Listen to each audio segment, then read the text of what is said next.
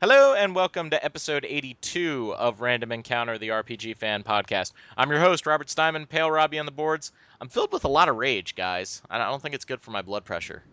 Just, Is it because Bloodborne isn't out yet? that could be it. That could be it. That's Derek Heemsbergen, everybody. Yeah, I'm Derek Kingsburg, and I have a ferret in my lap and pep in my step, and I'm here to talk about video games. Cool, cool. Now Derek's only going to be with us for about an hour today because he is a very busy man. So he's gonna go So out busy. drink. He's gonna go out drinking because the U.S. just lost in the World Cup. That's what That happened today. that So could not be any farther from the truth, but that's fine. you're We'll not go with interested at all in the World Cup? not, nothing against it. Just I haven't watched it, and it's not really my thing. But I'm not opposed to the drinking. I'll do that. Okay, That's fine. okay. It was interesting to watch today. It was pretty good. I know one person who has been watching the World Cup a lot, and that would be Stephen Meyerink. Actually, I'm just drinking a beer. Okay, all right. That's So no soccer, just drinking. Nothing I against mean, it. I have caught snatches of it, but I don't necessarily care. But I also like soccer a lot more than America's average football obsession. So I like I'd, big man soccer. I'd much rather have us talking about soccer than football for like 900 million reasons. But no, all I'm doing is playing Shovel Knight and packing to go to my best friend's wedding. Yes, that is the correct thing to do. I need to get Shovel Knight. I Oh my really do. god. Well, we were Shovel Knight might be my game of the year so far. well, we were talking in the pre-show warm-up, and I was saying like I had spent a little bit of money on the Steam sale. I picked up a lot of games that I've been meaning to pick up. Like what all did I get? I got Walking Dead Season 2, which I need to play. The Wolf Among Us, I picked that up. Ikaruga, which good lord, I am terrible at that game. Yes. I am Yes. so bad at that game, But guys. that's one of two games I bought on the sale. But go ahead. So bad. Is my favorite shoot 'em up ever. I can see why you really like it, but I am just so freaking terrible at it.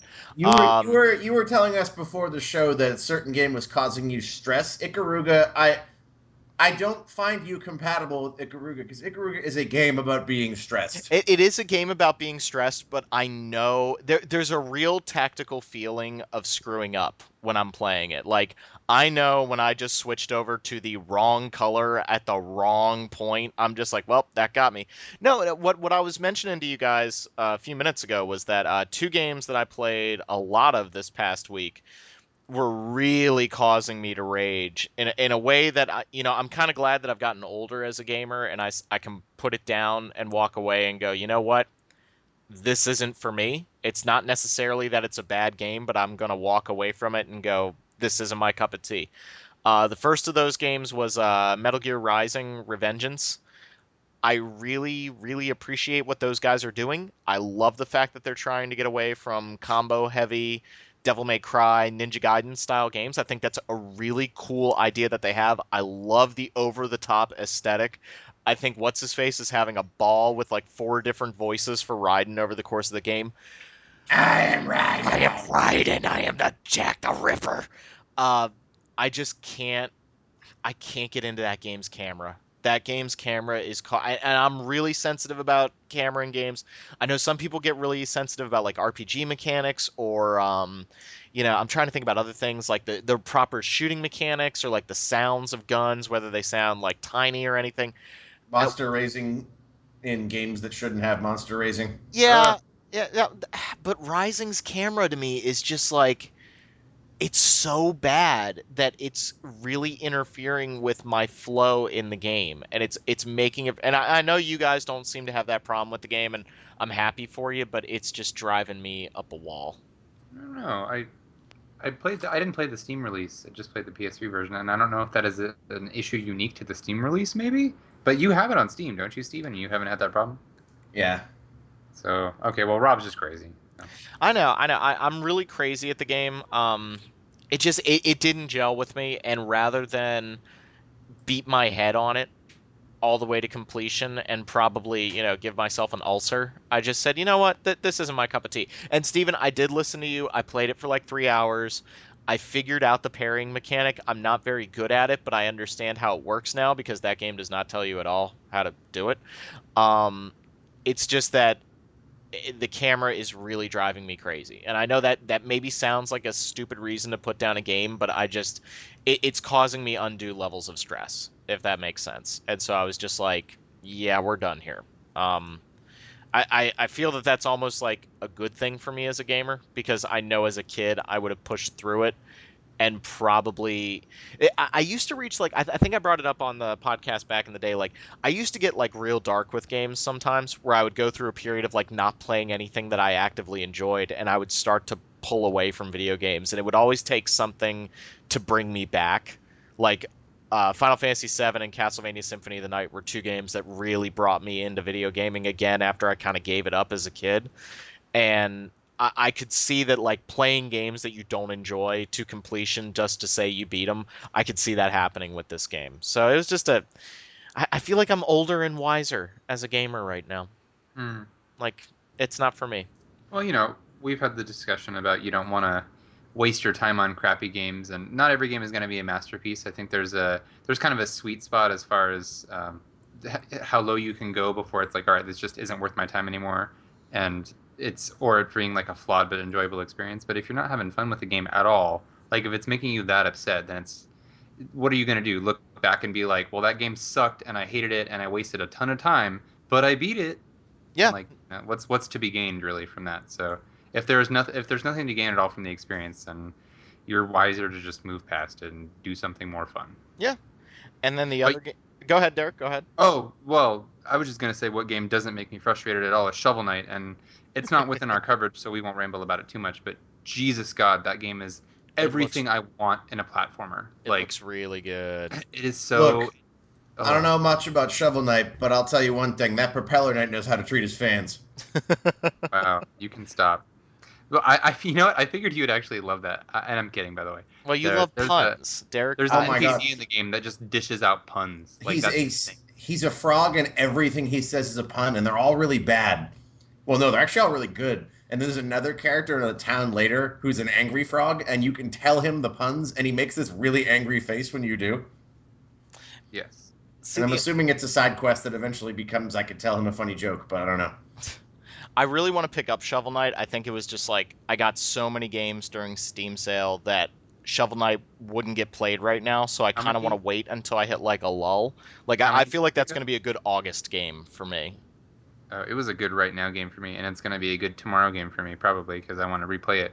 How many games did you pick up? Literally right now. I'm trying to think about what else I picked up. I can actually look at my like community. Where the hell do I look here? It's like activity maybe. I can't even remember. Steven, where do I go to find out what games I've just bought? I can't remember. Profile page. BankofAmerica.com/mylife sucks.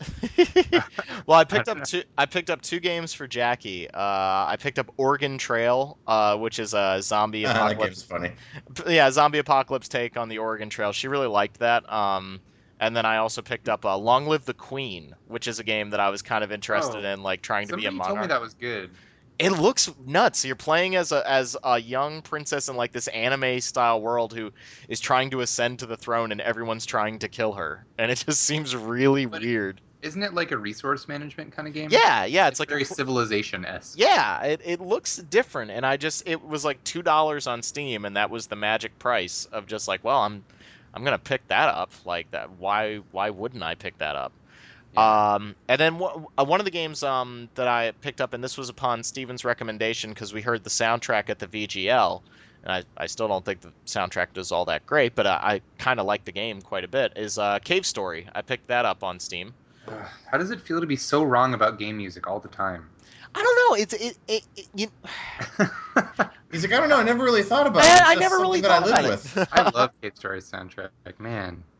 But I'm a sucker for retro game music in general. So anything that apes that, like, and apes probably isn't the right word to use because that has kind of a negative connotation. But that's what Shovel Knight's doing, and I think at this point it might be because Shovel Knight is fresher and newer. But I would say arguably Shovel Knight has a better soundtrack because it has really, really strong melodies that are super memorable, and like you get them, and then there's the arrangement of each melody for the bosses in each stage, and oh my god, I've been humming the Lich Yard stage music literally since I heard it. Oh, yeah. But yeah, Cave Story, I think the soundtrack is one of the standout elements. But so what issue are you having with it though? I think my only real issue with Cave Story, like it's got really super tight controls, like very, very tight Metroidvania style controls, which I love. And it's kind of Blaster Master in like its shooting mechanics. It's not as weighty as a Metroid game. I like that. But it does this really weird thing. So at first I thought we were going to have to cover it, and why the hell hadn't we covered it? Because it seemed like it had RPG mechanics. Because I was like gathering up like little bits off of fallen enemies, and I was leveling up my weapons, and I was like, oh, this is an RPG. We should cover it. Then I realized, well, the weapons only level up 3 times. And I was like, oh, that's kind of strange. Plus, I leveled up my weapons really fast. Maybe I'm going to open up new levels later on for my weapons. I don't know. The game does this really weird thing where wherever you get hit, your weapons power down. So you can get to a point where you'll actually go down a level in terms of your weapons effectiveness. It's a cool risk reward system. Cool risk reward system that I know Steven likes, and it kind of plays into the you don't want to get hit. It's like an old school platformer. Getting hit really sucks. But when I'm playing against a boss and I lose a level on my weapon, and now my weapon is completely ineffective against the boss, that's just not fun. Like, that's undue stress, and especially because I've reached a point in the game where one of the weapons actually increases my mobility.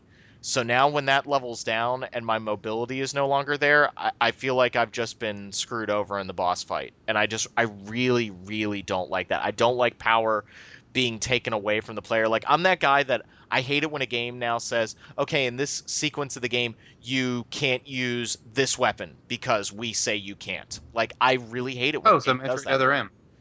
Yeah, well, that's why I never played that game. That and also one of the many reasons. Well, I really don't like that kind of gameplay design. I find it to be, and this isn't to say that it's that in Cave Story I feel this strongly about it, but I find it to be very weak game design. Like when this gets us back to E3 a little bit. When Kyle and I were looking at Gauntlet, it was Gauntlet, but we were off in the corner, like, coming up with different ideas for making the game interesting. And we were like, well, what happens if you go into a room and you know how one person always goes for the turkey leg? How about when he goes for the turkey leg, he starts a trap that traps the other 3 characters in the room with, like, monsters that are constantly spawning, and that one character has to solve a puzzle, or they're going to die. Like, what about doing some game design like that? Like, why? When I play, and this gets us back to Rising a little bit. When I'm playing Metal Gear Rising and the game just stun locks Raiden, and it's like, okay, you have to press the analog stick back and forth real quick because he's stunned and you can't do anything until you break the stun. That to me is lazy gameplay design. When I was at the Witcher 3 demo and a monster spit in Geralt's face, I thought, oh, Geralt's going to be stunned. Lazy gameplay design. But no, what they did was they obfuscated the screen so there was like green goop on the screen, and now the player who was really good and kept calm could play through that action and keep fighting if they could keep their like S together. If they could like remember all their moves and not panic, they could get through the scene. It's very similar to what happens in Left 4 Dead. That's a very immersive gameplay experience rather than making me twiddle a thumbstick back and forth real quick to regain control of my character. Like, you get what I'm saying there? Like, there's something about taking away control from the player rather than working within the confines of the actual world and systems of the game. I mean, the stun lock in Rising does work within the world of the game. You still have to use a QuickTime event to get through it. You just have to wiggle the control stick. Tons of games do that.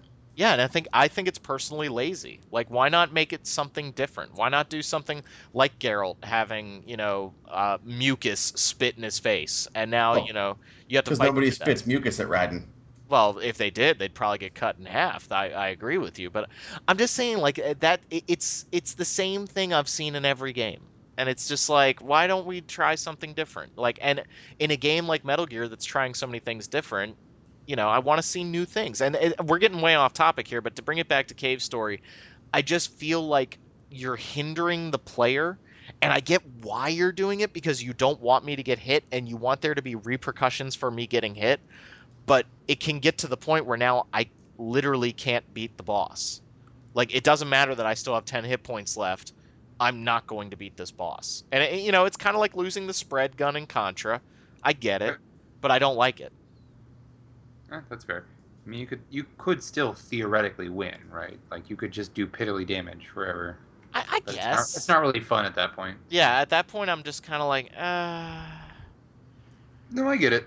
I think they were just trying to add another dimension beyond losing health to gameplay to make it a little bit higher risk reward. Yeah, I get it. It it didn't do it for me. But I think I'm gonna finish Cave Story because I do like enough about the game. I do find it to be very fun. So you guys were asking me about what else I had gotten on Steam. I picked up Bulletstorm, which I really wanted to pick up for a long time because I want a stupid fun shooter. I picked up Metal Slug for my buddy Steven, so we can play that together. Gone Sure do Home. like Metal Slug. Yeah. Gone Home, which I'm really looking forward to. Hey, I got that too. Yep. That was one of the 2 games I bought. I bought Gone Home and Ikaruga, and I beat Gone Home in a sitting because it's really short. I want to beat that in one sitting. I've had that since it was on Steam and just have never played it. So Steven was mentioning some game to me I should pick up. What is this? The Banner Saga? I don't know. I don't know. Never heard of it. Never heard of that. Yeah, well, that's my game of the year. Nothing yet has dethroned it. It's amazing and fantastic. What else? The Swapper. I'm excited to play that. Oh, that's cool. That was on my wish list too. Puzzle game. And then Steven's recommendation made me pick them both up because they were both $5, and I want to play them on my PC and not have to bust out my PlayStation 3 anymore. I picked up the 2 Batman Arkham games because I would just rather play those on my PC at this point than have to wheel out the PlayStation 3 again. So. Batman. Well, and those are games that I really do like them, and I'll probably replay them at some point. So for $5, I'm totally okay with it. But yeah, that's what I've been doing, and you guys have been gushing over Shovel Knight like crazy because, you know.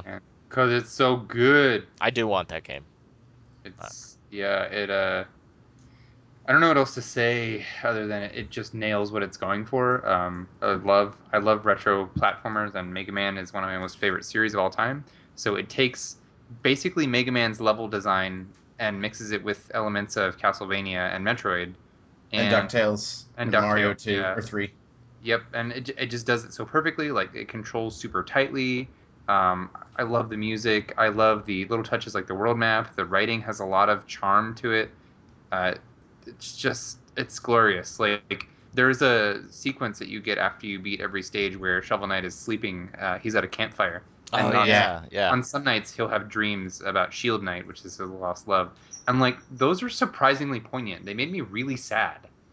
And yeah, like, they're, like, considering how goofy he is, like, during the main storyline, it's really cool. Like, I did one of those, and I was like, wow, that's very good storytelling that happens within the game. Because, like, what happens is, like, he'll fall asleep, this camera will pan up, and then all of a sudden it'll get cloudy, and it'll say, catch her, and she'll start falling.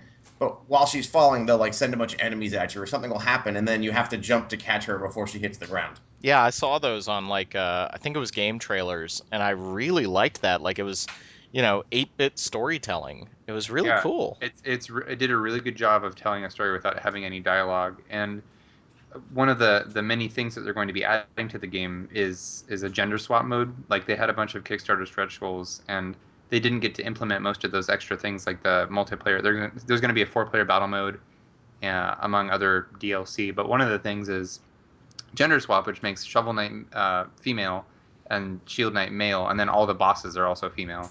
So, cool. So I think, and they said that they want to do a little bit to kind of switch up the story a tad, or like at least change all the pronouns and stuff, so it's not just going to be a complete copy paste. Because the villain is the Enchantress, so I'm not sure how they're going to change that either. Actually, one of the things I like best about it is that I think a lot of people get sort of blinded by their nostalgia for NES games. Like, they forget that there are a lot of really stupid things in the Super Nintendo games that are a product of them being very old. Yeah. Right. I know what you're going to say, but say it. But Shovel Knight does not have those things. Right. It's an NES/retro styled game that has all of the good parts without being stupid and hard for no reason. Like, there are some challenging parts. I think overall it's not easy, but it's an even difficulty.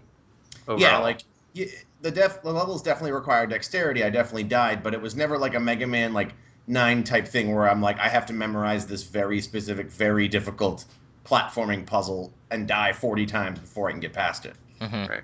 It's a little bit more in line of like Mega Man 2 difficulty, because I think people forget that Mega Man 2 and 3 aren't very difficult compared to Mega Man 9. Mm-hmm. Like, Mega Man 9 is way harder. Like, there is some serious like nostalgia goggles making that game harder. Yeah, people were mentioning in reviews that Shovel Knight, like, his jump feels very weighty. Like, he doesn't have, like, the old school, like, Simon Belmont, I'm only jumping forward and God help me if something comes near me. Like, he's got a little bit more versatility to him. Is that correct? The controls are absurdly tight. I would say that's correct. Yep, they are. Yeah. It's basically perfect. I love this game. He has a crouch move that isn't really a crouch, and I don't think it does anything, but it looks really funny. It has a funny little squat animation. Yeah, like he kind of just bends his knees a little bit. It looks like he's doing the Halo teabag thing. So like every time I beat a boss, I'm always like crouch, crouch, crouch, crouch.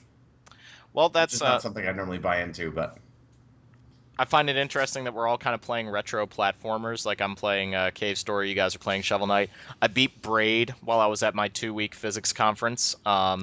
I only had to look up one solution. I can admit it. There was one puzzle I could not figure out. And I started Fez, which I'm really enjoying. And I think that, I don't want to bring up Phil Fish on the podcast, but I think the dude makes some pretty awesome games, honestly. Fez it's a lot of fun to play, and it's really imaginative. yeah, I think it's a good game. I can disconnect it from him, kind of like how I can disconnect Heavy Rain from David Cage. I can't do that. And then the other one that I was playing, and it's kind of funny that I rage. Funny how you can do that for a game you like, but not one you don't like. Well, true. I can rage at this game like no other, but I don't think any game has me smiling so much when I beat a stage. Super Meat Boy. God. I rage at that game, but man, when you beat a level, you are like, Yep. yeah! I actually got pretty close to throwing a controller a la Rob when I played that game on Xbox Live, and I was just like, Jesus, this game is ridiculous. But you're right. When you're triumphant, it's so sweet. And Like, yes! I mean, that's the best part about that game, and I think that's why, like, I'm getting mad at that game, but I'm mostly getting mad at me. You know when you screwed up that jump most of the time. Most of the time, you know when you screwed it up. Like, I screwed the pooch on that one. Level 0 in that game gives me nightmares. Where is that? Is that the last area? So it's in the bonus world, Oh, I'm not going there. and it's like a bunch of glitches. Like it's a bunch of glitches. It's just as soon as I unlocked it, I was like, well, I'm gonna go do this now. Yeah, I'm not going in. I'll probably just beat the regular worlds. That's enough for me. But yeah, it was kind of fun to sit down with. And I would actually challenge most of our listeners to try this. Like, I was very guilty about buying games on Steam and not playing them. And one of my colleagues from work was actually pointing that out because he's a gamer too. And he was like, yeah, we buy all these games on Steam and then we never play them. And so I started making it a point, like, you know what? I got a lot of games on here I've been meaning to play, like, Cave Story, Guacamelee, Fez. There's so many games that I just want to get something out of. Like, I played Hotline. You played Guaca Overrated Melee? Really? You're going to hate on that? That game is critically overrated. Like, it's fun, but everyone's like, it's the best Metroid game ever released. And I'm like, no. I agree with Steven so hard. I would go so far as to say I actively dislike that game. Wow. I'm looking forward to playing it. I think it's one of the most obnoxiously overrated games to come out in a long time. I don't understand it. Wow. Like it's not a bad game. No, try it. See what happens. Yeah. I also played a little bit of Hotline Miami, and I found I really don't like that game, but I respect the hell out of it. I can't stand how random it is and how, like, I do not like the controls in that game at all. I am constantly feeling like I should have shot somebody and I didn't. And I'm just like, and in a game where you die in a blink of an eye, it's just like, oh, okay, that's not a whole lot of fun. But yeah, I would just say, like, look at your Steam, look at your pile of shame, guys, if it isn't on Steam. But I think, listeners, look at your pile of shame and look for stuff that you haven't played yet and give it a shot. Even if you I'll also read our editor, Andrew Barker's editorial on this exact subject. Yeah. Give the games a shot. Like, I have so many games on here that I need to play, and even if I only spend an hour with them, most of them I bought on Steam sale for so cheap that I am getting my money's worth if I just spend a little bit of time with them. So yeah, that's what I was doing for the past 2 weeks, coming down off the E3 high, and what a high it was. Yeah, it was. I think this is one of the weaker shows in recent memory. Overall, I still had a blast. Like I always do.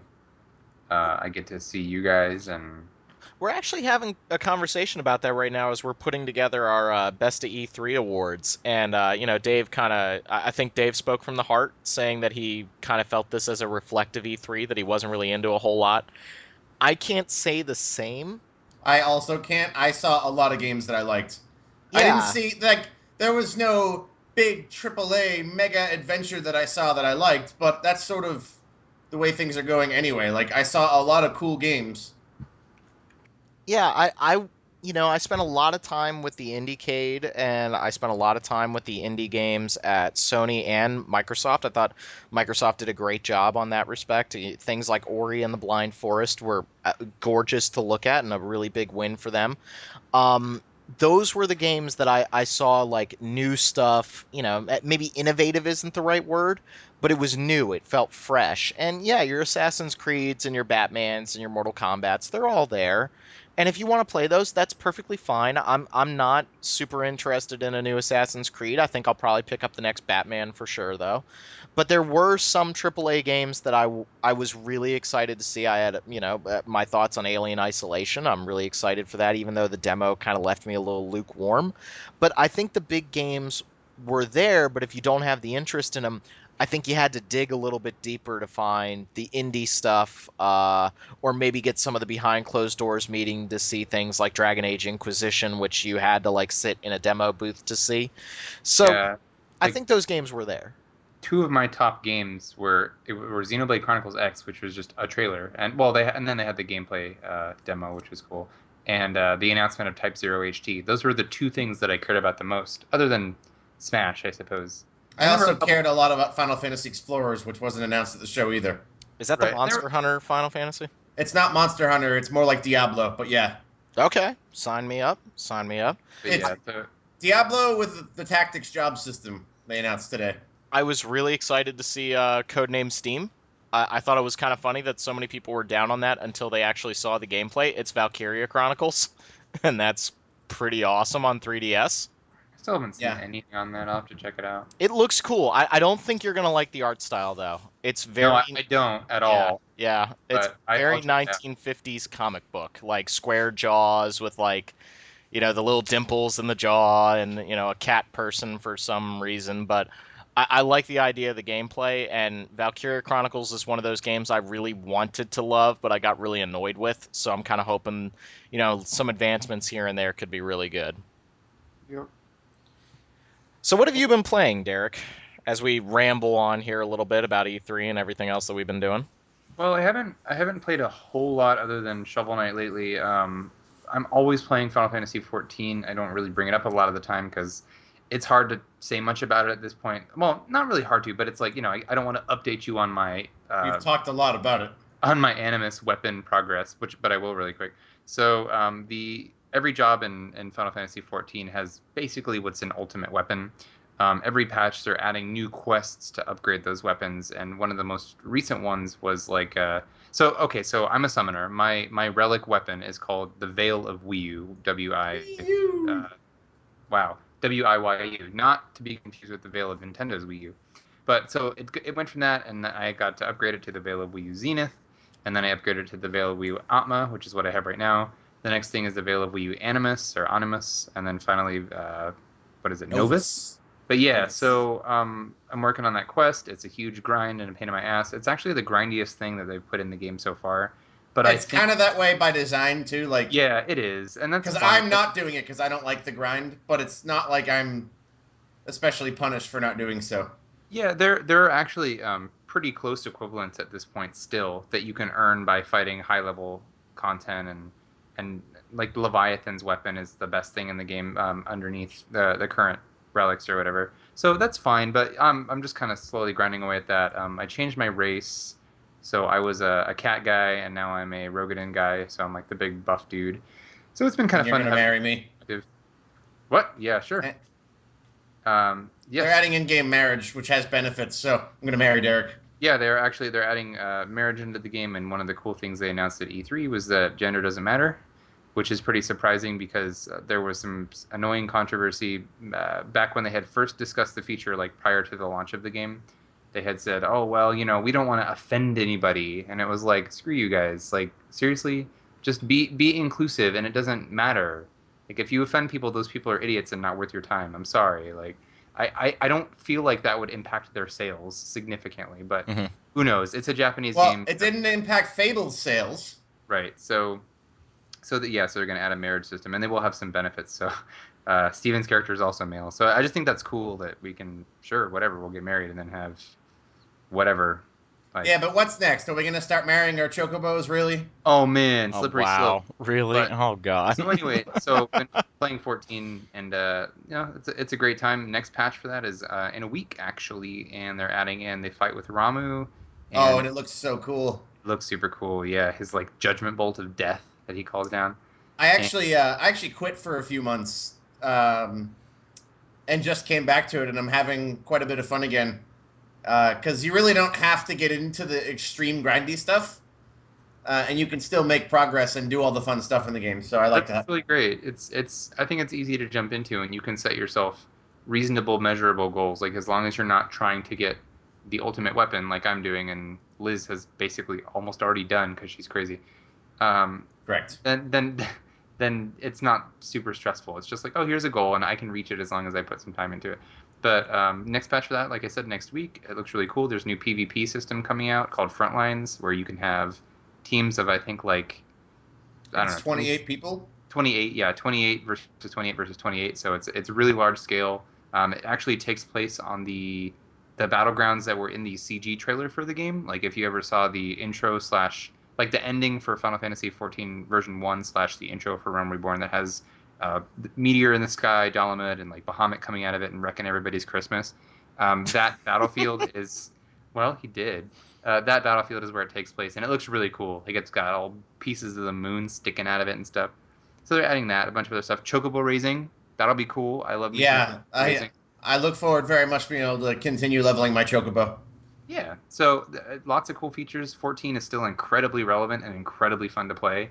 I don't mention it as much because, like I said, we talked about it a lot in the past, and it's just kind of a given at this point. Yeah. Yeah. So, No.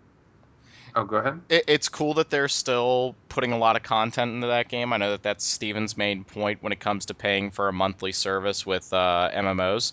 Well, let's also not just that it's a monthly service, but by having it with that set monthly fee as opposed to a hey, pay what you go, they're not designing the game to find ways to monetize it. They're designing a game that is fun first and foremost because they know they have those subscriptions. It depends on the game and everything. Like the only sub MMO I ever did was Final Fantasy 11, but I'm happy to pay for 14. Like I would so much rather just pay my $10 a month and continue to enjoy the game with the incredibly high level of polish that they're putting into everything than to have to worry about like, oh crap, do I want to spend $3 on this chocobo armor? Like that's dumb. Mm-hmm. I'd rather just pay than that and get it out of the way. Like I know it probably sounds like I'm being a little bit, I don't know, like I'm sucking up to them or brown nosing, like, oh, I love you, Square Enix, but they've done such a good job. Like I as a they're very willing to open pay. towards their audience. Right, like I'm willing to pay if they are meeting my needs, and they are surpassing all of my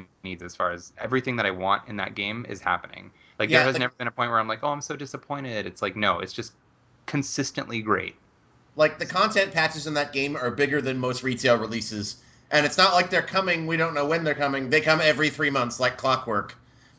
Yeah, and they do a really good job of explaining everything that's new. They build awesome promotional sites. There's always great new artwork, super cool trailers. Like every patch feels like a game coming out. Uh-huh. So that's why they make trailers for each one.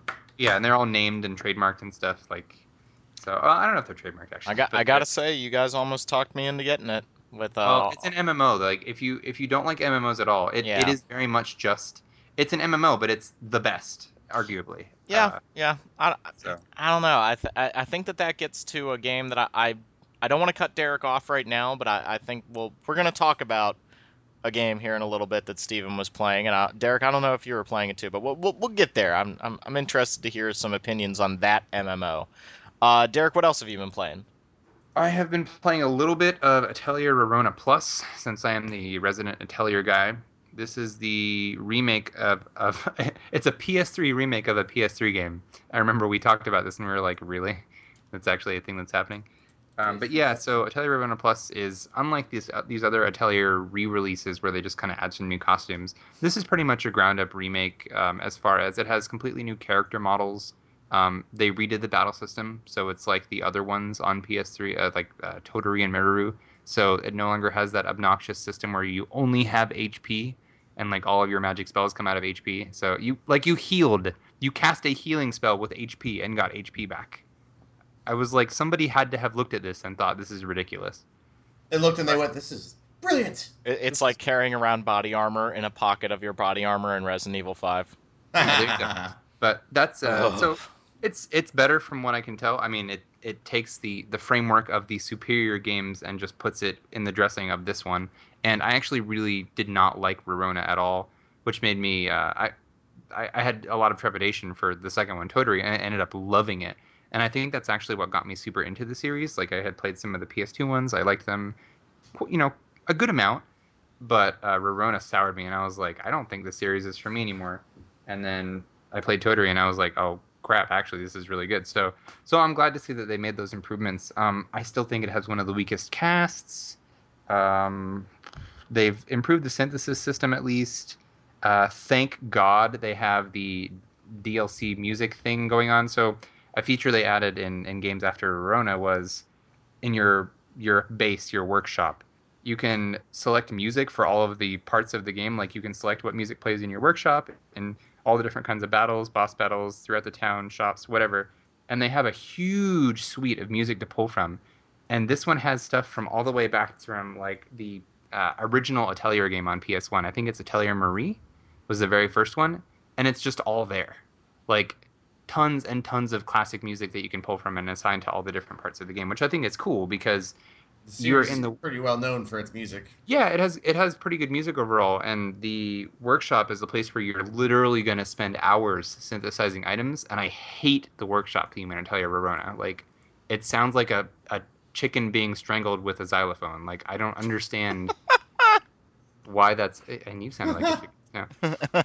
So it's really cool because I'm like, cool, I can play my favorite track from like Atelier Iris 2 or from Monokemia. And they even have stuff from the vocal albums, like arrange albums and stuff that came out in Japan that's just there for you to listen to. And I'm really surprised by that feature. And it's also kind of trippy to play Atelier Rorona and then have music from like 5 games after. Like, oh, this is from Atelier Esca and Logi. I just played that game and I have music in it in this one that's 4 games ago. Kind of bizarre. But it's pretty cool. Like, it's definitely improved. It's taken my least favorite Atelier game and made it much more playable. So I don't really have a lot of further impressions. I played it for like 2 hours, tried some battles, got a feel for it, but I'll continue. It's kind of cool. They do have the I got review codes for both the PS3 and Vita version, so it's nice to be able to transfer my data between the two. And they look pretty similar. The Vita version looks a tiny bit rougher, but if you're worried about it, like, oh, I only want to get one, then you'll be fine with just the Vita version if you want it to be portable. So I don't like that it's not cross-buy. Like, it sucks that you have to buy both because that's a $50 game and a $40 game respectively. But if you're crazy about it, then sure, there you go. I was feeling, we talked before about God, what was it? Deception 4, I want to say, and how that was a Vita and a PlayStation 3 game. And I was having a really hard time deciding if I was going to pick that up, which platform to pick it up for. I'm feeling the exact same problem with Akiba's Trip, which after reading the preview from E3 and seeing the game in action, I'm kind of like, you know what? I might be down. It's hilarious. I might be down with this silly little game. Strike his pants. But do I want to pick it up on Vita or PlayStation 3? Like, I find that to be a very weird choice. It is kind of a weird choice. I mean, I think it just depends on your personal tastes. Like, Steven would go Vita, I would go PS3, and I love that option exists. Yeah. I actually might go PS3 now that I have a good TV, but... Is it the same game on both platforms? Like, yeah. Are we talking no downgrade in graphics, or... As far as I know, it's not like the best looking game anyway. It looks fine, but it's not like... it looks like an early era PS3 game. Yeah, I guess at that point I would just rather play it on my Vita. Like, I've been really enjoying my Vita, which reminds me I need to beat Persona 3. I'm stuck in, like, October, and I just haven't had the time to keep playing. But yeah, Akiba's Trip looks so silly, and I'm hoping that it has the right level of comedy. Derek, you saying that you found it funny without being pervy gives me hope.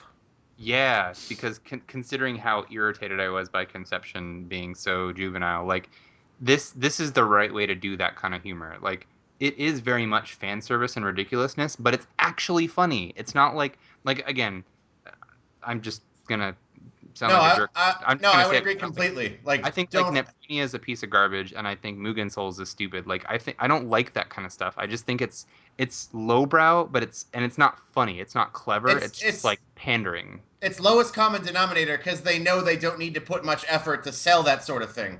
But Right. if they do put the effort, then you have that same style of humor without seeming lazy about it.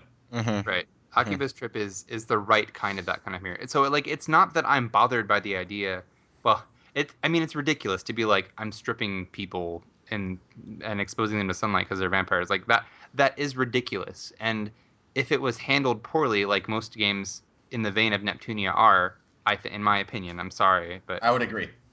if it's handled poorly, then it's not funny because it's just like ugu somoe. But this one is actually like they put a lot of time, because this is why I love Exceed, because Exceed puts so much time and effort into their localizations that it makes me think about trying things that I wouldn't normally try. Like I'm not a friend, or I haven't really, actually I wouldn't say I'm not a fan. I haven't tried Senran Kagura because I think it seems really over the top. But based on what I saw with Akiba's Trip, like I'm kind of willing to give it a try because I feel like with enough, the game has to be built correctly as well. But like with enough charisma in the writing, and with the game being made in such a way that it's not just dumb pandering, like that kind of stuff is actually amusing and puts a smile on my face. Like it's so dumb, it's funny, but it's not.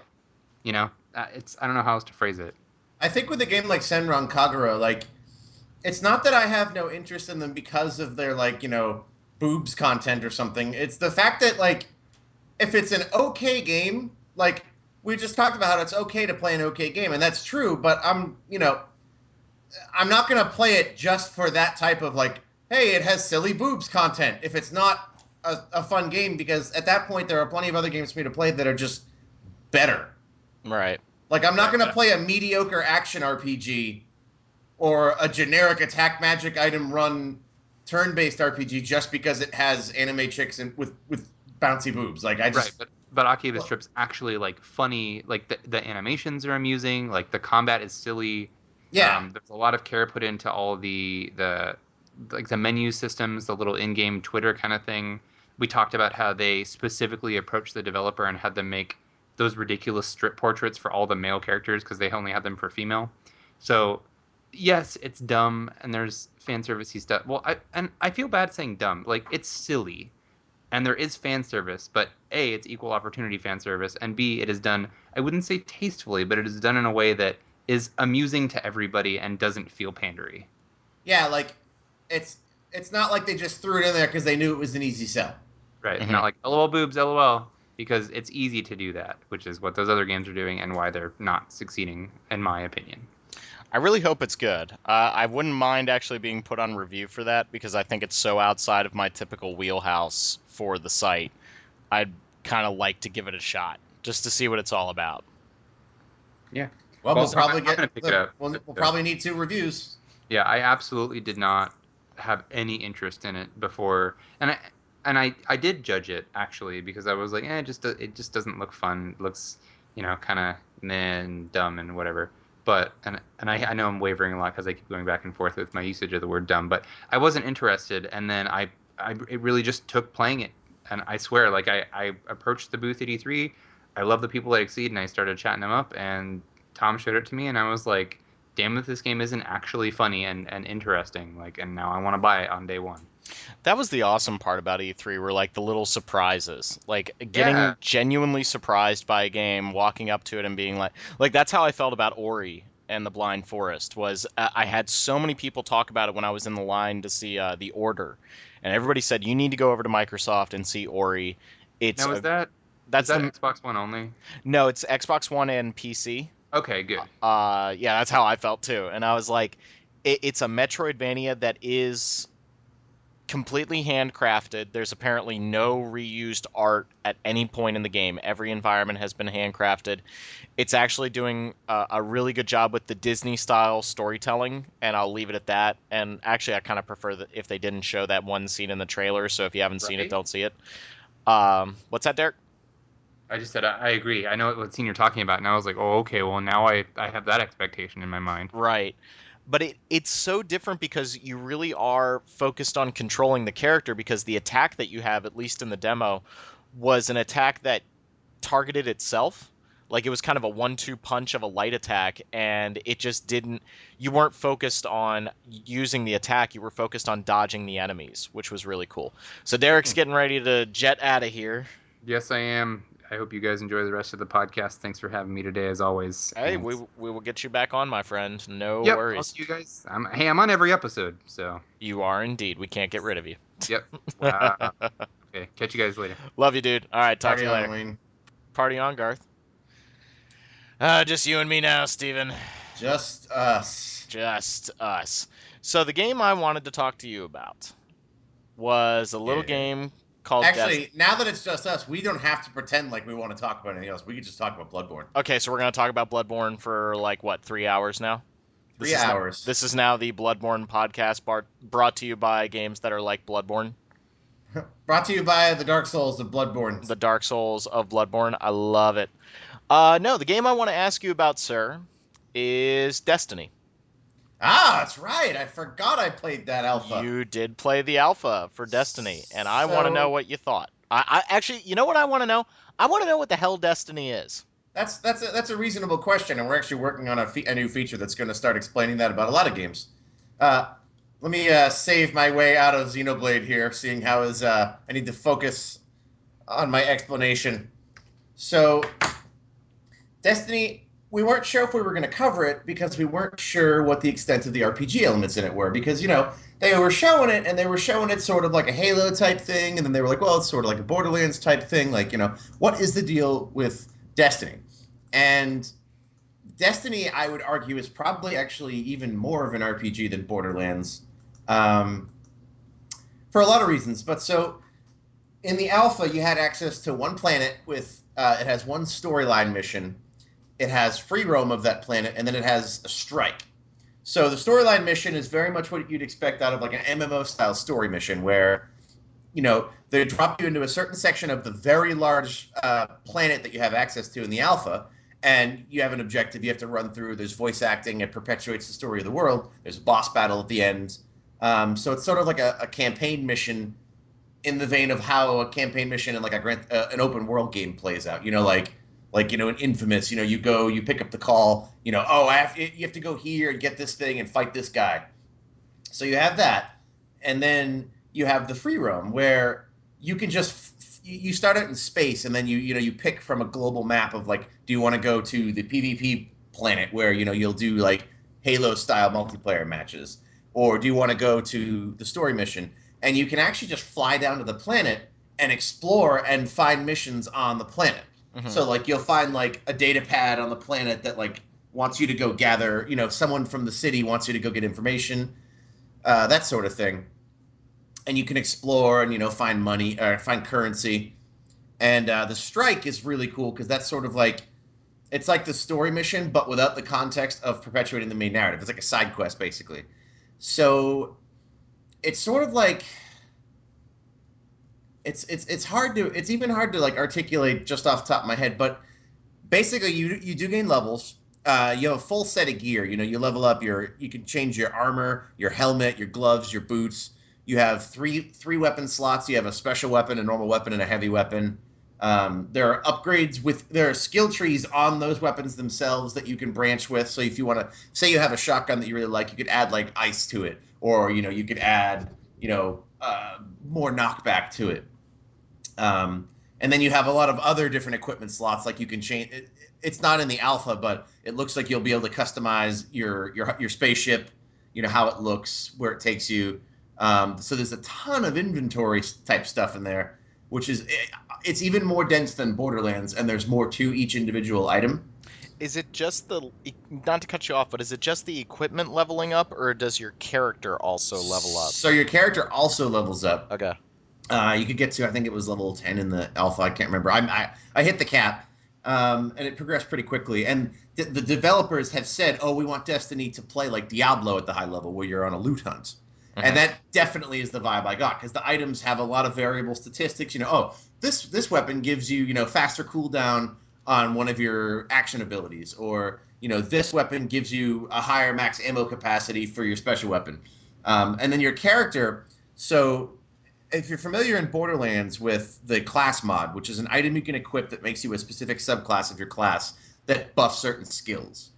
So I didn't realize this at first, but I was leveling just one skill tree for the Warlock class, which gave me like an orb I could throw that would blow people up, and it gave me a sort of hover, which was awesome. Like the hover, like it basically think the Tribe's jetpack, only magical.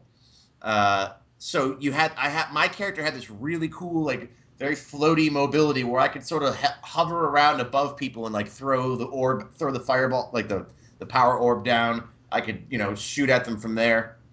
But you're also, it's again an RPG in that you could have the best Twitch skills ever. You could shoot that enemy in the head, but if you're 10 levels below him, you will not kill him. Uh-huh. If your weapon is garbage, you will not kill him. So if you hate the fact that, if you want it to be more shooter than RPG, you're probably barking up the wrong tree here. But I also argue a lot for that style. Because it is meant to be an RPG, and I think the shooting mechanics in this game are tighter than they are in Borderlands. And I love Borderlands, but it's clear that this is a team that has a little more experience in developing shooters. The physics feel very Halo-y, where they're sort of floaty, but it works better in the context of this RPG style because, you're wanting to, like, jump on top of a building and sort of float around, looking down and picking off enemies and evaluating threats. But so that skill tree thing, from what I understand, there's actually quite a few of them that one of them could make you like a plague warlock. One of them could make you a certain kind of so you equip different class mods and each one is a completely different skill tree for your class that you can level through. And you can go out and find those things in addition to regular loot. So it strikes me that there's going to be quite a bit of opportunity for customization and advancing your character, both on the leveling spectrum and also on the gear spectrum. It feels very much like what you would get if you combined an MMO with Diablo and Borderlands. Okay. And it's incredibly compelling. Like I did the 2 story missions with a friend almost right away, and they were cool. And the alpha's fairly brief. And then I just dropped into the world and started exploring, and it is massive. This is one planet in a game that's going to have a ton of planets. And I didn't see the whole of the planet area, and it's all this. It's Earth, and so the area you had access to was sort of like old Russia, and it's this old sort of bombed out sci-fi Russia. And so I was just exploring, and like I started out on a giant field, and I'm running, and then I see a tower. I run to that tower. I go into the basement. I'm in the basement for like an hour. I come out of the basement in some totally different region of the area, and I'm getting small missions as I'm doing this and finding unique enemies and cool gear.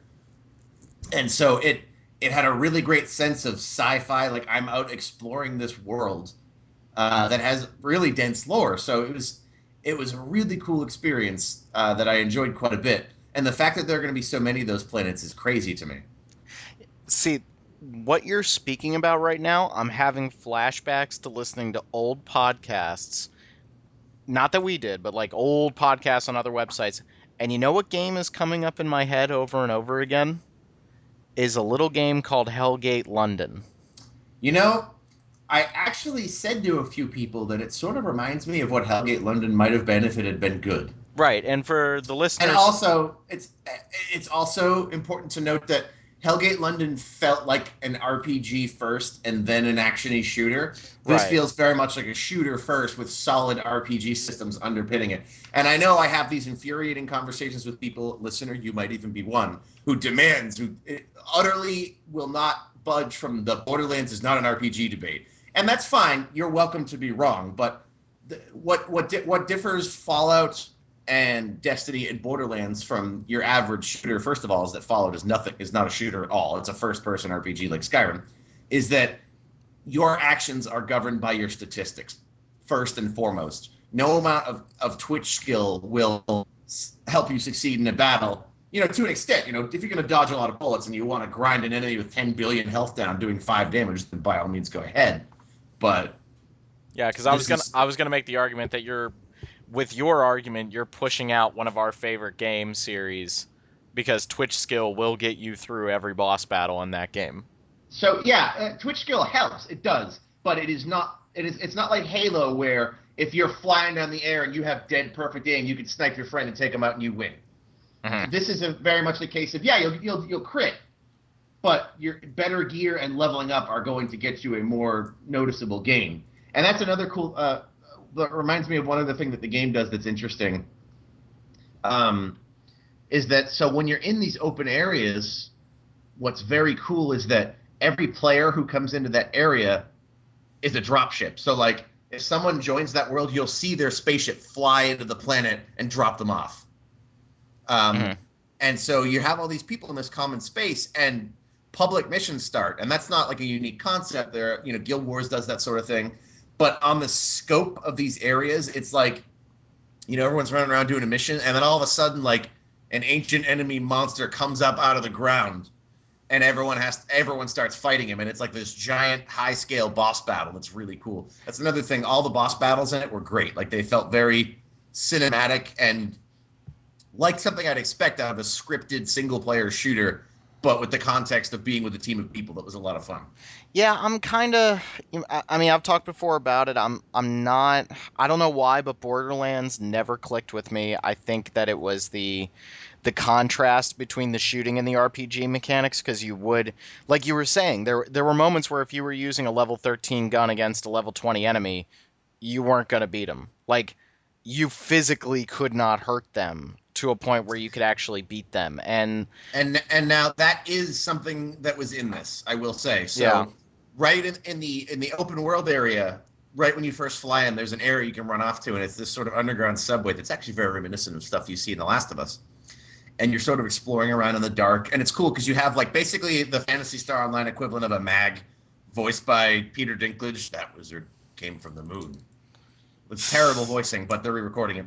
But so he pops up as a little flashlight, and so it's sort of this little orb that's floating around you, lighting this dark area. So you're exploring this ruin, and it's very atmospheric. And then you walk into a room, and you hear, and then a bunch of dudes with big green skulls on their name pop up, and they one-shot you. And I was like, oh, gosh, I better go back. And then I shot him, and I'm like, all right, I did nowhere near enough damage that I could ever take this enemy out. So, and even at level 10, with the best gear I could find in the alpha, I think that was sort of a hard limit they had put on that area, because I could not get past those enemies. Yeah. So that certainly is a thing. It is very much an RPG, but on the other hand, we don't really take away from games like Final Fantasy XII or Xenoblade for doing the same thing, putting a level 80 monster in an area that level 10 characters can run around in and could not possibly defeat. So it's that sort of thing. I agree with you on that, but I think that's where I had a hard time. Like, my brain could not comprehend Borderlands because I've been playing shooters since the original Doom. So when I'm playing a game where now the RPG mechanics are directly in conflict with my shooting ability in a first-person shooter, that was a problem that maybe I just have to get over. Like, maybe that's just the way it's going to be. Like, your statement on Fallout 3 rings very true. Anybody that says that Fallout 3 is a shooter is nuts, because it's not a shooter. It's like, an RPG. There's a lot of... I am very against the attitude of, well, if it's not turn-based, it's not an RPG, because that is reductive of so many games that are very much RPGs. And Fallout, I honestly feel, people look at Skyrim, nobody once questions, is the Elder Scrolls an RPG? Of course, it's fantasy. But they see Fallout, they see a gun, and they go, oh, it's not an RPG, it's got a gun in it. And I'm like, Mr. Norris had a gun in Chrono Cross. It was powered by just as many stats as Fallout. So, there's going to be people who are going to take issue with us covering this, but we covered Borderlands, and this is as much of, if not more of an RPG than Borderlands. And I would argue it has a much more engaging mission structure than Borderlands. Borderlands had great writing, but sort of the go here, get 5 of these little drops from the enemy. It was an MMO, and then you go and do that. And this has that in some of the open world missions that are kind of optional, but they're sort of a thing to give you a light impetus to go explore this world. Like, the reason they're cool is, like, you'll walk into a ruin, and then you'll get a mission, and they'll be like, oh, it's from the city, which the city areas functions like you would expect any RPG city hub. You could buy equipment and all that stuff. You'll get a note from, like, a researcher at the city on one of the factions saying, hey, this is the old Russian ruins thing. I want to know, why did this building go down? And so you'll get this mission to go gather intelligence, which is, you usually scan 3 points. But each one of those, they're like talking to you, like, oh, okay, so this is why this factory crashed, or, this is what happened to it when it died. So it's sort of, the open structure is MMOE in the design of that quest, but it's providing you with a lot more context than I think a lot of like Borderlands. You got a lot of funny writing, but it wasn't a lot of like explaining the area. And then you have the strikes and the story missions that give you very much a scripted, interesting type of mission structure. So you have a little bit of both. Okay. So it sounds like you are up on it. I think. I played the alpha and immediately pre-ordered the game. Wow. That's pretty good. A, to get the beta because the beta's expanded, and B, because I love Borderlands, and this is sort of a more serious, hard sci-fi Borderlands. Like, I'm very interested in the idea of exploring the world they've set up. It's it has a really lonesome feeling, even though you have a lot of people with you. There's a lot of solemnity to the way you're exploring the world because of the music and the atmosphere and just how it makes you feel when you're exploring. You know, a great thing to compare it to, although a little more terrestrial, is Stalker: Shadow of Chernobyl. I feel very similar exploring these environments that I did to exploring Stalker's environments, which for any flaws Stalker had, it had incredible environments and atmosphere, and this game definitely has that sort of thing. I need to play Stalker at some point. You don't need to play Stalker. You will come out and you will hate it. Just don't play Stalker. You can't tolerate wonky mechanics, and Stalker is nothing but wonky mechanics with high-minded goals. You'll just hate it. Don't bother. Oh, that's a shame. I mean, I think Stalker's fantastic, but you will hate it. Well, I think what it comes down to is that it doesn't directly interfere with my immersion factor, if that makes sense. Like, you know me, I like a big immersive game, and that's one of the reasons I love Fallout. I actually thought about firing up Fallout 3 again the other day, just because I was really in like that. Like you were saying, like, I like lonesome sci-fi. It's something that I really enjoy. I think you will appreciate this then, because it very much strikes me that there's going to be a main narrative you can work through here if you don't want to do any of the MMO style side quest expand the world type stuff. But I was like, this is a world that I'm interested to explore, and that's, I think, their greatest success, because all the Diablo mechanics are great. They hook me. I know I'll enjoy those. But I'm very much a fan of being able to be placed into a world, and that world to be constructed in such a way that I can stay absorbed in the fiction while I explore the world. So, like, the way the game starts is really cool. Like, you hit start once you've made your character, and you log in as your character, and then you're just in space. And so you have access to the planet map, and so you can, like, zoom in on the planet and pull up a region or a mission or some sort of place. And then once you pick it, it pans out to a view of you flying to the planet. And it's the loading screen, but it's very, like, it's got the really subtle music, and it's your customized spaceship that then flies down to the planet and sends you in. So it feels very immersive. And, you know, I'm most excited about exploring all the different planets, because they've even said, I think they've already said that the beta is going to have another one of the planets, and that their commitment to expanding this universe has me very excited to explore more of it. Mm-hmm, mm-hmm. I think I'm going to give it a shot. I don't know if it's going to grab me the way I want it to, but I'm definitely intrigued by it. Maybe more Diablo, less Borderlands will suit me a little bit. And it definitely falls in that pattern. And while I think it's plenty of fun to play by yourself, like, it's not like Borderlands where I would argue playing it by yourself, you're doing it wrong. Right. This game feels like you could functionally complete the story missions without another player, but you would be ignoring a large part of the game that can be played with other people, which, you know, strike teams, so, you know, you get into a small party with, you know, me. Mm-hmm. No, I mean, that's what I like. I just think that Borderlands, you know, it wasn't the kind of sci-fi that I like. Yeah, it was referential humor, and it was funny, but it just... I wanted it to be a little bit more serious, if that makes sense. And so you saying that Destiny is kind of a more serious version, that has me interested. It's very, like, I'm serious outer space mystical sci-fi. And I think once they re-record Peter Dinklage's voiceover, it will be significantly improved. Because, like, in the story mission, you fight a wizard. It's like this floating techno wizard. And Peter Dinklage, in the most half-asleep voice ever, goes, "That wizard came from the moon." Yeah, it's hard because I know a lot of people have been talking about his voice performance. It's difficult to say also because he is supposed to be a robot. He's supposed to be an artificial intelligence. He is, but this was this went beyond monotone robot. Like if they had added a filter to his voice, like that was I'm from the moon, like that'd be fine. But this is goes beyond the sterile robot voice to the I was bored and don't really understand my lines. Okay, and that also gets to seeing X-Men: Days of Future Past this past weekend, and Peter Dinklage I felt was wasted in that film because his character, I kept waiting for him to have a reason for why he was being so evil.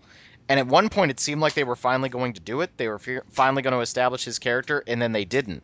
And it seems like Peter Dinklage is so hot in Hollywood right now because of Game of He's Thrones. hot right now because of Game of Thrones, so they throw him into everything because everyone's like, "Oh, dude, he's Tyrion," and he's gonna make. And he still needs a script. If you don't have a script, like I was saying to Jackie the other night, like look back at Tom Hanks's early '80s stuff. It's god awful. The guy was in Mazes and Monsters. That is a terrible film, and he's terrible in it. But then you watch him later on when he had good scripts. Well, look at Natalie Portman in the Star Wars prequels versus anything else. Yeah, that's another good example. So Destiny, you're high on. You think that this is going to be now, but here's my question: why has it taken Bungie so long to explain what this game is? You know, it's hard, and I honestly think part of it, and this is me being conspiracy theorist, Activision is dumping a bucket full of money on this, and they don't want to come out and say this is an RPG. They don't want to. I feel like part of it is that they are trying to capture the hardcore shooter crowd, and I feel like that's almost hoodwinking them because people who like Halo are not necessarily going to be people who like Destiny, because Halo is very much a shooter about shootery things. This is very much a slower paced, sort of methodical type game. The moment-to-moment action, like the 30-second gameplay loop, is super fun of hopping around, shooting people, gathering gear and stuff.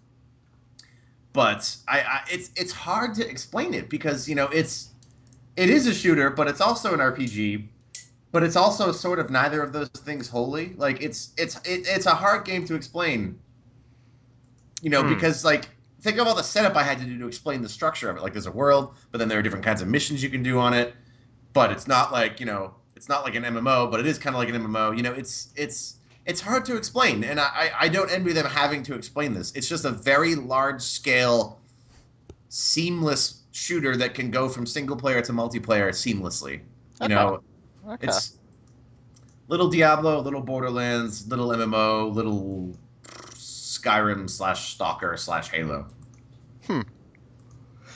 Well, I'm definitely excited to give it the old college try. I think I don't know. I don't know if I'll like it, but I'm kind of willing to give it a shot, and I've already decided I'm going to be getting a PlayStation 4, so this might as well be one of the first titles I get for it, just to try it out. Well, we'll definitely be able to play it because I'm getting it. Well, I guess I'll have more to report once the beta comes out too, which I think is in like 3 weeks, so 27th or something. I don't remember exactly when it starts, but part of the reason I pre-ordered right away is because I was like, I want to experience more of this. It's a game that feels next gen. Like I don't know if it's coming out on the last gen consoles. I'm guessing it's going to look a lot uglier because the scale of it makes me wonder. Like the scale and connectedness of it makes me wonder how it could be done on an earlier platform. Mm-hmm. I guess I'm just a little bummed that we're not getting a PC version, and I still feel like that's dumb.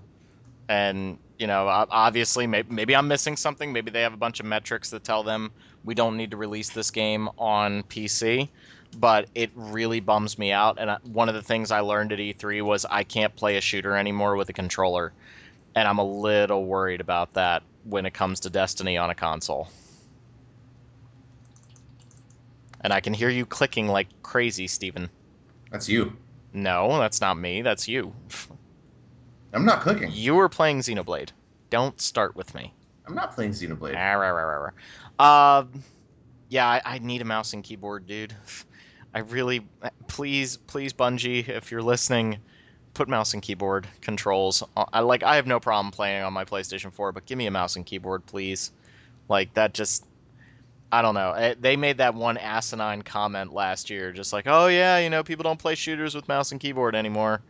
That Well, considering demographics, they're not wrong. Well- But that's only because the audience for gaming and shooters has expanded Yeah. explosively to include an exclusively console audience. I'm very confident that more people play with mouse and keyboard now. It's just there are even more new people playing on controller. Sure. I would prefer to play that game. I've gotten used to mouse and keyboard ever since I started playing Left 4 Dead, and it just feels weird to play a shooter any other way. And, I don't know. But I am excited for Destiny. I'm glad that it seems like it's finally going to come out. I feel like we've been hearing about this game for almost 3 years now. And it's coming. We have to see how it is. Maybe there's going to be some backlash on it. Maybe shooter fans are going to really eat it up, and this is going to be this will be the new Call of Duty for that. Hey, well, I can tell you right off the bat, it's not going to be the new Call of Duty. It's very much in the Halo vein, where it's, Halo is huge and it has a built-in audience, but Call of Duty has always been bigger than Halo ever since it exploded. I would agree with that. This is going to be like Titanfall style. It's going to sell pretty well. It's going to have a dedicated audience, and I'm sure it'll turn them a profit. Maybe not with this first game, but they're not planning on that, I think. But it's like MMOs trying to beat WoW. They're not going to beat WoW. This is not going to beat Call of Duty, and it's not trying to, because it's such a different type of experience. Like, there is a traditional competitive multiplayer mode where you shoot other people or you're playing capture the flag. But what's cool about that is you're bringing your customized character into it. It's just the level bonus has been taken away, but all your customized abilities and stuff are yours, which makes it a little more engaging, because you can level up just by doing that PvP too. Yeah. But it's not a, oh man, I got home from work, I'm gonna go home and get on COD and noob tube some people. Like, it's that's not really the purvey of this game. Okay. Well, you will definitely be talking to us more about it when you get to play the beta. Yes. Cool. All right, I think we should move into news. We're getting a little long here, and it's just you and me spitballing back and forth. You got some news for us? I feel like we covered all the E3s, and there hasn't been a whole lot of news lately. Well, let's see if I can break down a couple of interesting things. One thing that I would definitely talk about is they just announced, like, 2 or 3 days ago. I don't think you've played any of these games, but they're fantastic. Dreamfall Chapters, which is the second follow-up to The Longest Journey, which people are very, very excited about. There was The Longest Journey, there was The Longest Journey 2, which is Dreamfall, and then the new one is Dreamfall Chapters. And they just announced that, exactly as you might expect from a game called Dreamfall Chapters, it will be coming out in 5 episodes. Cool. It got announced a while ago. I can't remember exactly how it went, but I know the Kickstarter was successful. The game we're going to make a small episodic follow-up, and then, like a lot of projects, it got bigger and bigger, and they got enough funding, so, now it's coming out as like a 5-episode type thing. And that's one of the You're all right, big guy? Oh, yeah, I'm fine. Just don't tell my boss here. I'm supposed to be cleaning the urinals at the movie theater. Was that in relation to Xenoblade, or did your voice just crack? No, my voice just cracked. I'm actually not playing Xenoblade. Well, I'm looking at your Steam thing. It says you're playing Xenoblade. Oh, no, I'm not playing Xenoblade. So what's it doing? It's a different thing. But so the Longest Journey is available on Steam now, and so is Dreamfall. And those are 2 of the best adventure games I've ever played. The Longest Journey is a little bit older, so it has some of that sort of what the hell do I do, click on everything type thing going on. But the storyline is so good, and it has one of just the best protagonists. She's such an interesting character, and she's so realistic that's arguably the best part of the game, because she starts out in this futuristic sci-fi world. She's an art student, and then you sort of get pulled into this medieval other world, and you're bouncing back and forth, and you have this sort of plot that spans both worlds. But the actress who plays her and her writing, her character is so believable in the how would you react if you were a 20-something college student that's doing this? And I remember just playing it and just being blown away by how true to life the writing was for such fantastical environments. So if you have any interest in Dreamfall Chapters, I recommend you go back and play the other 2 games, especially The Longest Journey. I wasn't as high on Dreamfall, but Dreamfall Chapters, I will definitely be checking out. Cool. Let's see what else do we have here.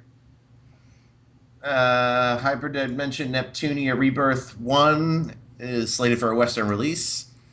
Coming out for European and North American audience. Hooray, Europe getting a video game. August 26th and 27th. So if you like that series that Derek and I were railing earlier, that's coming out. I know that game has an audience, and the fact that they've sort of been pumping out a lot of games in that series must be indicative that people are enjoying it. So, we may not enjoy it, but it's coming out, and I'm sure Europe is happy to be getting an actual video game because they don't get treated very well. Nope, no, they do not.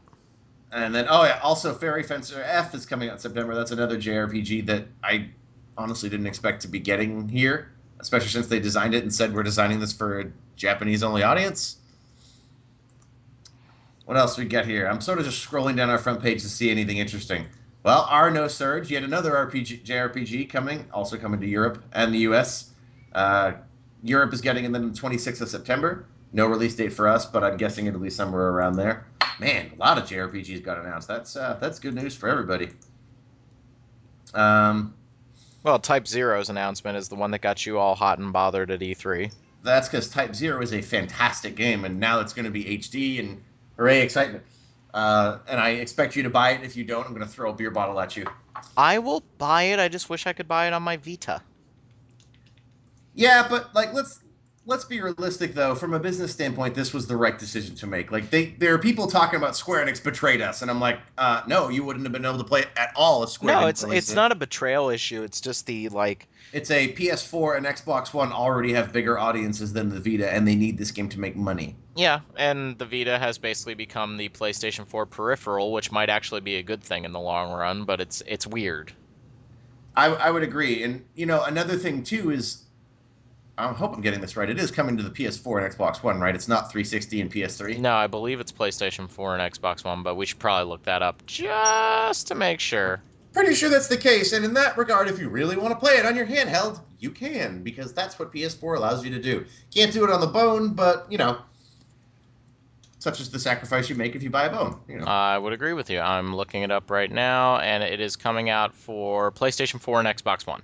Yeah, so, this was the best way to serve an audience, because the most people will be able to play this game with the home consoles.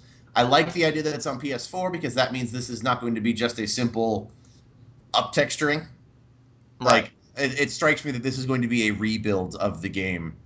And I think it's great because this is the type of game that it really transcended the Vita's hardware. I think the art design and the world design were so good. That was on PSP, dude. Yeah, well, that's what I mean. Like on PSP, this game literally, Crisis Core looked awesome. Type Zero was constantly blowing me away with you'll go into the school and there's all this clockwork machinery operating in the background and really strong art design. And the fact that was on PSP and they got that much performance out of it, this is a game that deserves to have a full-blown big screen experience. Just the breadth of the plot and the fun of the game really, it will be good to have this as a console Final Fantasy. I think it will go a lot towards restoring people's faith in the single-player half of that franchise. I would agree with you. So I'm definitely looking forward to that. What else you got for me on the news business? Gosh, it's hard to find news because we're posting so much E3 stuff. Let's see. Falcom announces a Legend of Heroes online game. I got to represent that for Derek and our fans. So it's in the Legend of Heroes, and it's Akatsuki no Kiseki. And unfortunately, I'm not going to read you a bunch of stuff from the news story because that seems a little bit asinine of me, but I don't recognize the characters. But, if you love Trails in the Sky, if you love Legend of Heroes, there's going to be an online game in that series. So that seems like good news to me, unless you hate online games, in which case, well, I feel bad if you live in nowadays. The world, I know I'm harsh, but I mean, I like single player games. Are you going to bring up The World Ends With You? The World Ends With You is now on Android. It is Zeta awesome. So you can see, you guys think Guacamelee is overrated? Well, I got a big old one for The World Ends With You as being overrated. I think you confuse overrated with a lot of people really like it and a lot of people really hate it. The World Ends With You is a very Chrono Cross type game in that There is a very vocal group of people that hate that game, and then a very vocal group of people who adore that game. But the difference is that the Chrono Cross haters are wrong. Stop saying things that you want me to agree with, because I agree with that statement. I know you do. I don't particularly love The World Ends With You, but it's pretty inarguable that it's a unique game that a lot of people love that has very interesting gameplay, and the storyline is awesome in that game. So the fact that now you can grab it for $18 on Android, apparently it's got some glitches as of the 26th. Pretty standard for par for the course, especially with a fragmented operating system like that. But, I'm sure it will get worked on. Square's been pretty good about supporting their games these days, with the exception of Drakengard 3, which came out broken and I guess is probably still broken. So not a real surprise there, though. Particularly interesting is so as we were talking about earlier, Final Fantasy Explorers, and you'll have to forgive me, I'm not reading directly from a news story from this one. We've been getting a pretty steady dump of information on that game, screenshots. It takes place on this island where the Final Fantasy summons are sort of like running it. It's very Final Fantasy 14 in that they are the primal existences of the world. So you're going to be going out hunting the different summons from the world, and you're going to have access to a fairly large number of jobs. And they've basically confirmed that it's going to be the Final Fantasy V/Tactics style, where you can mix and match abilities from each job. And after a certain point in the game, you won't even have to be the class that job ability is gained from in order to level up that ability. Because they were saying that they don't like where, I'm a white mage, but I want to get black mage. So the only way is to become a very weak black mage and do that. So you're eventually going to be able to be a white mage, assign yourself black magic, and level up your black magic while you're a white mage.